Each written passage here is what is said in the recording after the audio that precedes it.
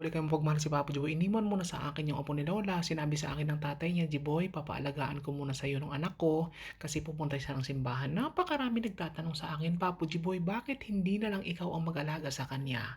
Unang-una po, sasagutin ko kayo kasi simula nung nawalan ako ng alaga, napakarami nagsasabi sa akin, nagme-message sa akin, si Papo Jiboy, bakit hindi na lang yung apo ni Lola yung alagaan mo? Unang-una po, yung pag-hire po dito ng caregiver ay hindi po ganun kadali at saka kailangan po ng financial. Sabi sa akin ng kapatid niya, Jiboy, hindi namin kaya yung financial kasi po nakatira siya ngayon sa home care sa lagayan ng mga kabataan na may mga kapansanan. Doon kasi yung pensyon niya napupunta doon pero wala na silang problema. Pagkain, damit niya, lahat po ay binibigay na po doon kasi mayroong suporta galing sa gobyerno nila. Kumbaga lahat ng diaper, mga damit niya, lahat provide na doon. Wala na talaga silang problema. Lahat ng pensyon niya or tulong sa kanya na galing sa gobyerno napupunta doon pero walang problema yung pamilya.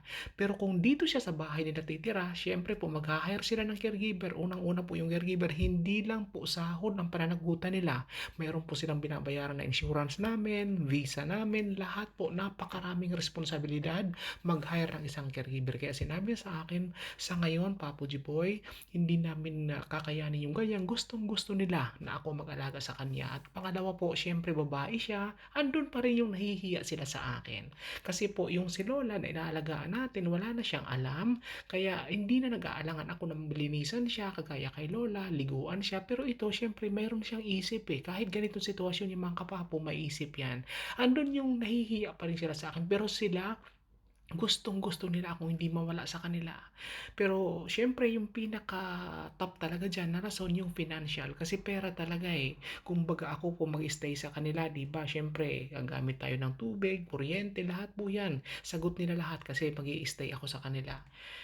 Hindi ko na rin pinili yung gano'n. Sabi ko sa kanila na okay, maghahanap na lang din ako ng iba kasi kung dito rin ako maaalala ko lang lagi si Lola, parang mas okay na rin na maghahanap tayo ng ibang trabaho. Kaya 'di ba, yun yung rason kung bakit hindi ko itinuloy at hindi ako magtatrabaho kasi sa kanya. Kasi napakarami nagtatanong mga kapapo kung bakit hindi na lang siya ang alagaan ko para hindi na ako mawala sa kanya. Kaya maraming maraming salamat po sa lahat ng mga nagtanong. I hope na nasagot ko kayo tungkol sa pagtatanong ko sa kanya. 'Di ba tuwang-tuwa talaga 'yan. Pagkasama kami, pag ako nag-aalaga sa kanya, tuwang-tuwa sa akin 'yan kasi mga kapapo, inaalagaan natin 'yan na may kasamang pagmamahal. Kaya ramdam na ramdam niya yung pag-aalaga ng caregiver na katulad ko kasi doon pa sa tinitirahan niya is nasa 30 ata sila pero yung caregiver nila tatlo lang o dalawa lang, di ba?